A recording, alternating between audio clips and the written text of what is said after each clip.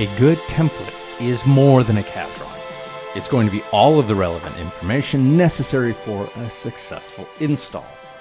One important piece of information is going to be what the customer agreed to. We're going to talk about how to capture a customer agreement in the field, and we will use a separate video to talk about how to set up those agreements so they're ready for you. All right. Now, customer agreements are a great opportunity to communicate with the customer what we're doing and why it's important, so they understand they cannot move things like cabinets or change sinks. Now, your agreements are going to be set up on templater.com by a manager in your company. Once these are set up, you're going to have them distributed to all of your template systems, and your company can have multiple agreements available for use.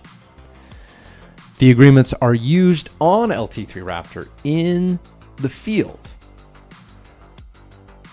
And I want to make it clear that every time you launch LT3Raptor, it goes to the LPI cloud and templater.com to grab the agreement text, and it gets updated anytime that Raptor's connected to the internet when you launch the application.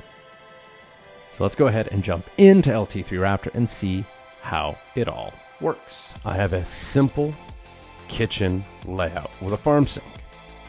Let's get a customer to sign on a few agreements.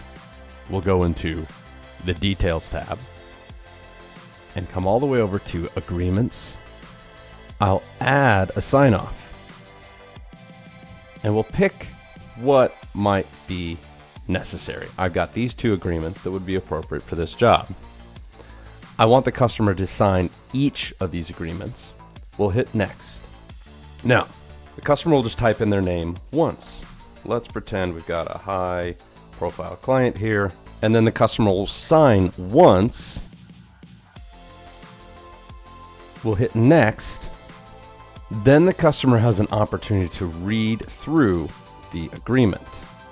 We do want them to scroll to the bottom of the page so they can hit Confirm and Sign. Their signatures attached to each of the agreements that were selected. I'll hit Next. All right.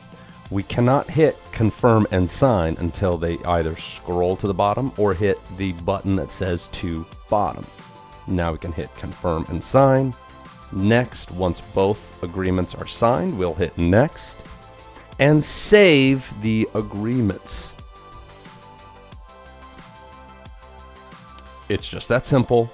Now we've got an agreement signed on record to clearly document what was communicated with the customer at time of template.